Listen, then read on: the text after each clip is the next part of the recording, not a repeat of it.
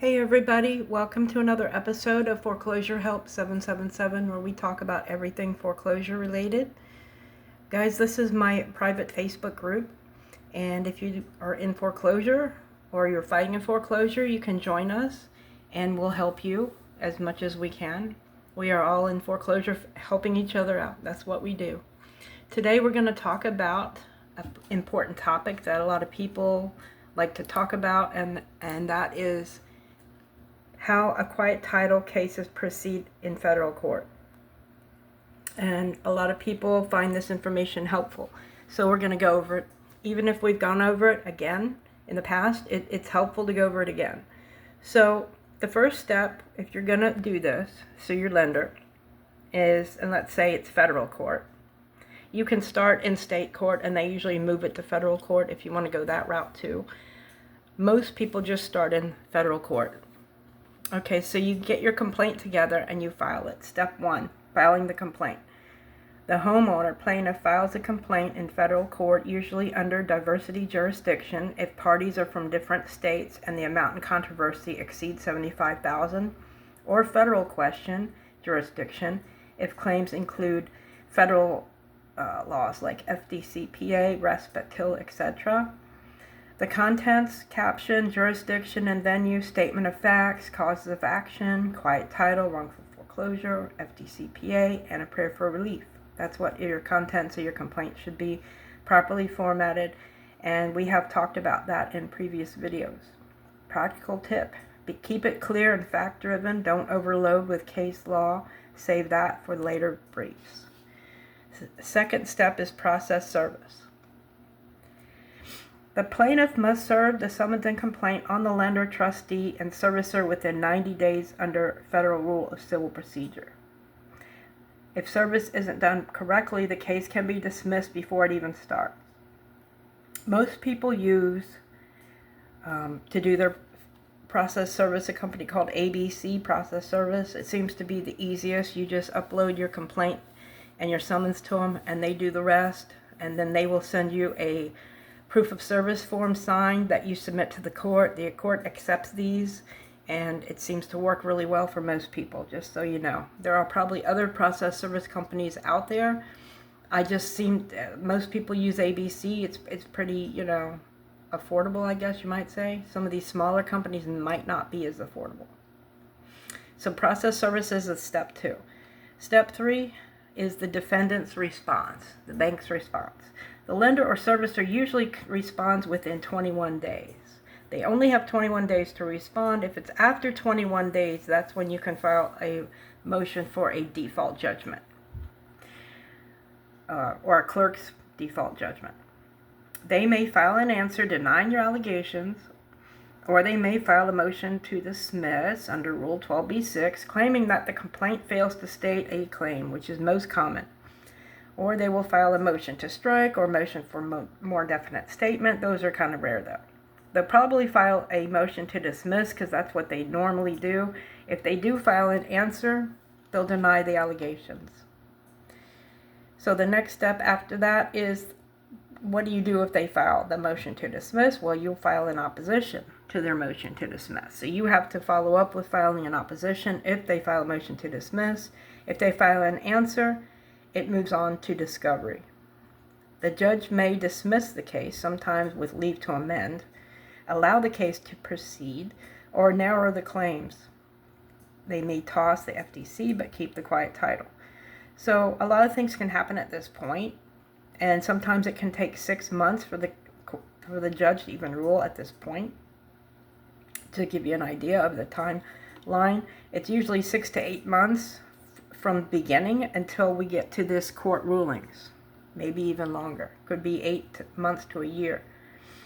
Then comes the discovery phase. If the case survives dismissal, discovery opens, and that's where you send them discovery and they send you discovery. Tools available: interrogatories, which are written questions to them, requests for production of documents like chain of title, assignments, payment records, requests for admissions to pin down the facts, and you can also do depositions, which are oral questioning under oath. Practical tip: in quiet title cases, discovery is often where homeowners find critical evidence of defective assignments or lack of standing. Motions during discovery. Defendants may file motions for protective orders to avoid producing documents. They don't usually do that, but they could. Plaintiffs may file motions to compel if discovery responses are incomplete or invasive, which is more common. Summary of judgment stage. The summary judgment stage, guys. After discovery, defendants almost always file a motion for summary judgment. They argue no genuine fact of material fact exists, so they win as a matter of law. Plaintiff must oppose by pointing to evidence, assignments, trustee filings, PSA cutoff dates, etc. Tip: this usually makes the make or break moment for pro se litigants when you get to the summary judgment phase. Pretrial and trial. If the judge denies summary judgment, the case proceeds to trial. Federal trials are usually bench trials where the judge decides unless a jury is properly demanded. At trial, plaintiff presents the evidence that the title is clouded or the lender lacks standing, and then comes the judgment. The court either grants quiet title, declares the lender's lien void, and clears title in plaintiff's name, or denies the quiet title. The lender's lien remains valid. Then comes the appeal stage. Either side can appeal to the U.S. Court of Appeals, like the Ninth Circuit, the Fifth Circuit, depending on where you are. Appeals focus on legal errors, not litigating facts, but they mostly talk about what the lower court did wrong. Okay. Key practical notes for pro se litigants, guys. Burden of proof. In quiet title, the plaintiff carries the burden of proof to show why the lender's claim to the property is invalid. Standing issues. Federal courts often dismiss if the plaintiff doesn't show a present case or controversy, ongoing foreclosure, or clouded title. Jurisdiction traps. If filed in federal court but no diversity or federal question exists, the case may be dismissed or remanded to state court. Persistence is required. Many cases are dismissed at Rule 12 or summary judgment. Success usually requires detailed evidence of fraud, void assignments, or statutory violations. So these are how cases normally go through the courts if you're going to sue as plaintiff in a quiet title action. The next thing we're going to talk about is the appeals process, to give you guys a broader look at what happens if you should lose in the federal court, where it would go from there. Let's talk about appeals. Let's use the Southern District of Texas as an example. Southern District of Texas, Houston Division. Okay, so let's say once the court issues a final judgment granting dismissal, the party has lost, but they do have the right to appeal. The losing party has the right to appeal. Deadline. Notice of appeal must be filed 30 days after judgment. So you got to really watch the clock and file your notice of appeal. If the U.S. government is a party, it is 60 days. Interesting, huh? Practical tip: if the notice of appeal is a short, simple filing, it just states that you're appealing to the Fifth Circuit. That's all you got to worry about. You're not filing your brief, just the appeal, notice of appeal is all you got to do. Then you file the appeal in the Fifth Circuit. Okay, the Fifth Circuit is in Louisiana. Jurisdiction. That's important because you got to know where to send your appeal to. Steps: file a notice of appeal in the Southern District of Texas, not directly to the Fifth Circuit. Pay the docketing fee, and it's, basically you'll have to file the fee or proceed in form of papyrus if you can't afford it, and you have to go through that process. I wouldn't do it at that point personally, because your time is running out. Your 30 days is going, and they can sometimes take longer than that to even decide if you're poor enough to not have to pay the fee, so it's not worth it. District court transmits the record on appeal. In other words, the court actually takes the record of appeal and sends it, so you don't have to. Briefing schedule. Appellant's brief, usually due 40 days after the record's filed. The other side's brief, the appellee's brief, 30 days. They have to file their brief 30 days later. And then after that, appellant gets to file a reply brief 21 days later. An oral argument is not automatic. It's rare, and if it's granted, it's scheduled in New Orleans, where the Fifth Circuit sits. Outcome. Court issues an opinion, can affirm, reverse, remand, or partially do each. And then it goes back to the Fifth. It gets reheard in the Fifth Circuit. If you lose in the Fifth Circuit, you can petition for a panel rehearing. And that's interesting, huh? Deadline is 14 days after judgment, 45 if the U.S. is a party.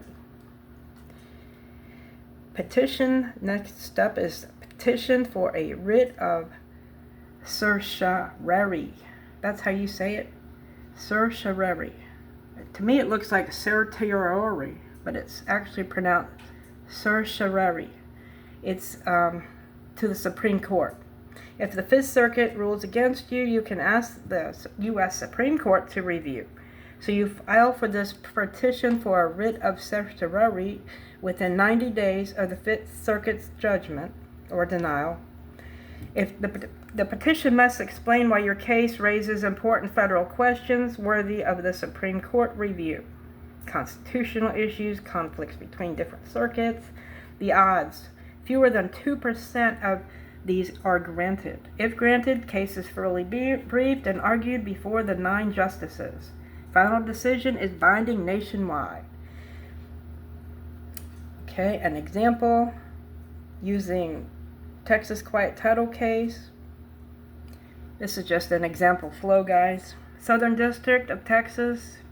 The homeowner sues lender for quiet title. District Court dismisses the case for failure to state a claim. Homeowner files a notice of appeal. Fifth Circuit Court of Appeals. Homeowner argues the District Court erred in dismissing. Fifth Circuit affirms dismissal. Homeowner files a petition for a rehearing in bank and it's denied too. Supreme Court of the United States. Homeowner files the certiorari petition. SCOTUS denies it, very common. District Court stands as final. Okay, let's talk about a case. This is a Supreme Court case. It was decided in 2015. Jesinoski versus Countrywide Home Loans. This issue was under the Federal Truth in Lending Act, TILA. A borrower has the right to rescind a mortgage loan within 3 years if disclosures were not properly provided. The question was, does rescission require the borrower to file a lawsuit within 3 years? Or is it enough to mail written notice within 3 years? And basically, the ruling stated that the Supreme Court Justice Scalia, writing for a unanimous court, held that rescission is effective once the borrower mails the written notice, not when they file a lawsuit. So this is one of those cases strongly favored borrowers by making rescission easier, clarified that courts cannot add extra requirements beyond what TILA says, force lenders to pay close attention to rescission notices even if it's sent on the very last day. And Jesinoski shows that sometimes the Supreme Court steps in to resolve simple but powerful questions about consumers' rights, and the ruling can dramatically shift the balance in foreclosure or loan disputes. It is one of the rare foreclosure-related cases that directly empower homeowners. Okay, guys, that does it for today's lesson. If you guys are in foreclosure and you have any questions about your case, you can always send me an email to my email address. It is foreclosurehelp777@gmail.com, spelled just like this with the number 4. And I hope everyone has a blessed day.